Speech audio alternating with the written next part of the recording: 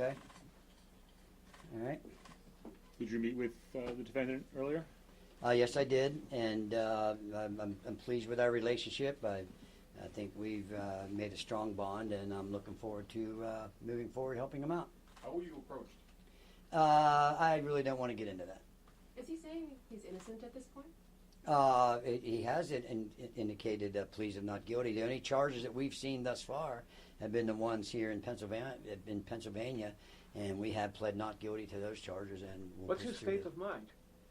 I really can't get into that. That's too speculative. I'm not going to get into that. I'm sorry, I couldn't hear from here. You said he has said he's innocent so far? Oh, yeah, we pled not guilty, at least to the charges in Pennsylvania. Like I said, I'm not aware of any actual charges in New York.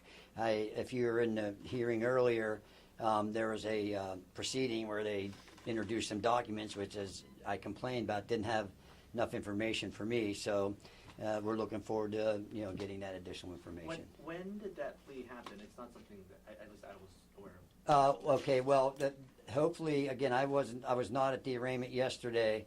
I hope he pled not guilty. I assume that that's what happened. But today, when I entered my appearance, and for the record, he's pleading not guilty to those offenses. So he is. There was. I was at the hearing. He did not say that he was not guilty or make that plea. So right now, though, you're telling us that he is pleading not guilty. That is correct. So he doesn't say you are under the impression, or you're trying to defend the client on the fact that he is not the shooter. Listen, I haven't seen any evidence that says that he's the shooter. So that's like I said earlier, and I wasn't kidding around. A couple of things: if you're going to report something, report it accurately, and remember. And this is not just a small thing. The fundamental concept of American justice is the presumption of innocence, and until you're proven guilty beyond a reasonable doubt. And I've seen zero evidence at this point, and so I'm not even aware of what any charges. I'm sorry, that's just regarding the extradition request from Well, New the York. only hearing today was the extradition, so we're going to take one step at a time. It's a long process. What Can about be the a long. photos the police released, the NYPD release of him? I'm sorry? The photos the NYPD release of your client. I don't have any control over what the NYPD does, and if they release something, I hope I can get my hands on them. And Can if you guys get them, send them to me. I'd appreciate it. Clarify something. You pled for him not guilty in the state of Pennsylvania about the charges here. Can you just, when did that happen? Well, he has a hearing coming up. I believe it's the 20-somethingth. I can't recall. A lot happened today. So until they haven't even had a prima facie case established yet, so they'd have to have a prima facie case established before they can the case can move on to the Court of Common Pleas. The burden is always on the government, thank God, and that's their burden, and they're going to have to produce some evidence, and we're anxious to see it. Understanding that you have said you have not seen charges coming out of New York yet, that if and when there are, and you have seen them, will you be pleading not guilty to those as well? That would be my expectation. That certainly would be my advice. Your client's demeanor the past 2 days, but the arraignment and again today at the hearing, at some points he was, smiling, laughing. You even had to actually tell him to stop talking. What are his feelings right now? Well, I mean, he seems outspoken. Well, he's obvious. I said earlier, use your common sense. If you put yourself in, you or a loved one in that position, it's natural, I think, to go through many emotional states. As far as him not talking, as long as I'm going to be the lawyer, I'm going to do all the talking. My client's not going to say anything. A quick question about process. I was also at the hearing last night. I don't remember any plea being asked for or entered. Okay. As long as he hasn't pled guilty, that's all I care about. In the Blair County case, it's just the not. The Well, I'm telling you, as his lawyer, he didn't have any lawyer of record, and he didn't have any representation until I got involved this afternoon. And I'm telling you, he's pleading not guilty to each and every other When charge. does that plea normally happen? At the first hearing? Like I said, normally that could happen at the what happened last night at the informal arraignment, which is at the magisterial district judge. So is he telling you this is all some sort of awful mistake? I'm not going to talk about anything he's told me. How do you end up in Altoona? I'm not going to talk about that. Has he been able to contact his family since? Yeah, I'm not going to get into that either. Can you tell us when you were hired? I can say sometime prior to the hearing this afternoon. So you were hired and not appointed by the court? That is correct. If Governor Huichol provides this governor's extradition thing, does that change the timetable here? You still have the right to a habeas hearing, don't you? Yes, sir, we do. Like I said, and I'm not trying to be, it's 24. I'm not trying to be a smart ass or anything, but when we see, we've got to wait until we see things. When things happen, we'll react to that and proceed accordingly. Since cameras weren't allowed in the courtroom, and which is normal and fine. In Pennsylvania, that's the law. Would you be able to give us a summary of what it is that happened in the courtroom today? Yeah, today is basically what it was, and it happened fast. There was an extradition hearing scheduled. I found out about that about an hour or so before the hearing, and the initial thing is a person can waive extradition, and it was my opinion and my advice under the circumstances that he not. And I emphasize the not because apparently there's news reports already going out that he waived his extradition. He did not do that. And so that's why we wanted to make sure we're going to use the process and use the Constitution and the rights that are available to any one of us in this room and any American citizen or person charged with a crime.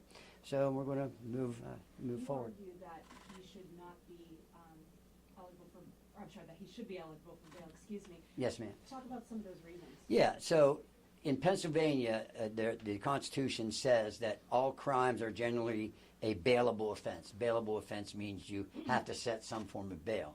The exception to that is if it's a capital case, which means the Commonwealth or the government is looking for the death penalty. And I'm proud to say I'm one of the few attorneys in Pennsylvania that's qualified to do death penalty cases. But those which this is not a capital case, knock on wood, at least that I'm aware of it right now, or if a first degree murder, which carries in Pennsylvania life without parole. If the charge which you're faced with is life without parole, then you're not eligible for bail. Since the crime, at least what was set forth by the district attorney, was alleged to be a second degree murder, that's not life without parole. So I believe that bail should have been set. But you also talked about like a home monitoring system was a possibility. His lack of prior criminal history. I mean, you really feel that your client should be out in the public. You do not feel that he's a threat to the community. Yeah, now you got to understand, when you set bail, the judge could set $1 million bail. It could be $5 million bail, but damn it, you get bail. That's what you do. And like I said, anytime you look at the criminal justice system, pretend you're that one in that spotlight. You're going to want to be out. And, so yeah, I think he was entitled to bail, and the judge makes it $100 million or $10 billion or $100,000, he's entitled to bail. But to simply say no bail, in all due respect to the judge, I believe bail should have been set. During the hearing yesterday, he implied that some of the cash that was found on him was planted, or he didn't know what it was to do with. Can you speak to that at all? I can't because I wasn't at that proceeding. Is your client being held in solitary confinement? I can't comment on that. I do not know. What is the procedure in the next couple of days? What are you going to do? What is going to happen here? I'm not going to get into a lot of detail. I do have some things planned, but I can't get into that because I don't think that's what attorneys do. So are there any other court proceedings in the next day or two? Not that I'm aware of. I hope that since I'm the attorney of record, that they let me know about it. Earlier today, you talked about the masks possibly being related to coronavirus. Can you elaborate on that? Well, I don't know where you are from, but I still see people wearing masks. They say numerous masks. A lot of times when you buy masks, you got to buy them. They don't. I guess you can buy them individually, but every time I bought them, they come in boxes. So I don't know. All I can tell you is that's not a crime. It's not a crime. Did your client indicate to you that the reason for the masks was because of the COVID? I would not ever indicate anything that he indicated to me. What's I his can't get into demeanor that. like? Is he worried? Well, I'm not going to speculate on that, but like I said, use your common sense. If you were in a jail or confined in a state where supposedly there's rumors going around you're going to be charged with murder, use your common sense. Well, What you can you talked to tell him. us about your client? What's that? What can you tell us about your client? Probably not a whole lot. What were your first impressions of him whenever you met with him or spoke with him for the first time? I'm not like the airplane movie said. Hey, give us your impression. And the guy says, I don't do impressions. So I wasn't looking for impressions. What I was trying to do was form a bond with my client. I want him to trust me, and I want him to be confident that I'm here for him. And I feel that I'm very pleased how that went. How How about about his his mental parents? and his physical health? Excuse me, ladies first. I'm sorry. How, Sorry, how is both his mental and his physical health? Online, he appeared to frequently discuss a spine injury he may have had, and do you think that could have contributed to some sort of mental breakdown? I'm an attorney. I'm not a physician. I would only be speculating. I'm not going to do that. What's the benefit of not waiving the extradition and going to New York and having a hearing? There's a lot of benefits to that. It would take too long for me to get into all that. It's we're testing the process. I haven't seen anything. I have not seen one scintilla, one speck, one drop of any evidence yet. So it's what I decided. I think that it was in our best interest to do today. Can you clarify if he will plead not guilty to the murder charge? Well, from what I've seen up to this point, he hasn't been charged with that. Okay, he hasn't been charged with that. But if in fact he would be charged with that, I would anticipate. Again, I don't really want to speculate. But if in fact that would happen, I would anticipate a plea of not guilty. Are you able to represent him in New York for the homicide charge? If that would happen, that could be a possibility. Will you accept public donations from those seeking to fund his defense? I don't know. How long will you be fighting the extradition? As long as it takes to do it effectively and competently. So, just to confirm, you are also barred in New York? No, but you can get admitted because I've been doing this for 41 years. You can get admitted there. So, but like I said, I don't want to speculate about anything. If something that opportunity would present itself and that would come out, I certainly would consider it. Why did your client come to Altoona? I'm not going to get into that. Do you have any ties to here? Not going to comment on that. Could you comment on what type of money that foreign currency was? The what? What type of No, ma'am, I could not because, again, I wasn't there. I haven't seen anything yet. I don't like to go by what in all due respect to you folks, what I hear in the press.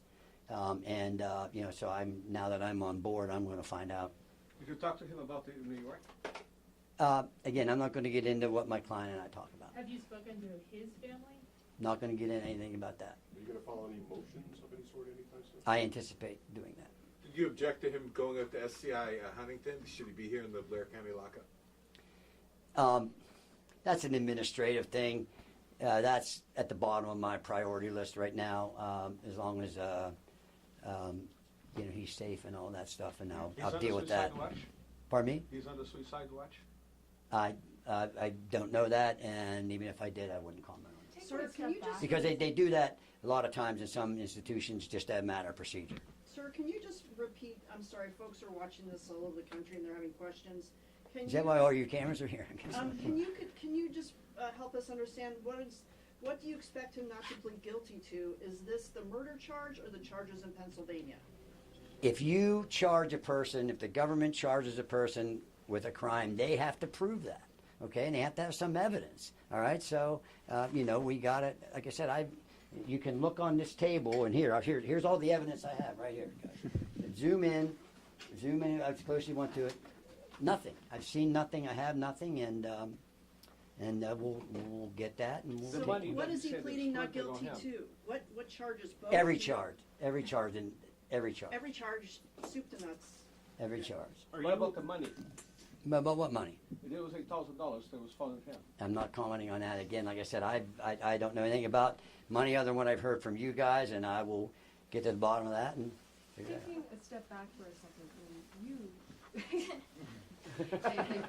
but stay close to the mics. Okay, sorry. When you saw news of the shooting last week that the CEO of UnitedHealth had been gunned down in the streets of Manhattan, what did you personally think? What was your reaction? I'm a lawyer. I'm a criminal defense lawyer. I don't have a whole lot of time to watch news. I just look at glances and I won't comment on When that. did you hear of it? I can't even remember. Have you done any investigation yet? I'm just really kind of basically got in this thing today, so I'm going to be doing some of that. Can you clarify who hired you? No, I cannot. I will not.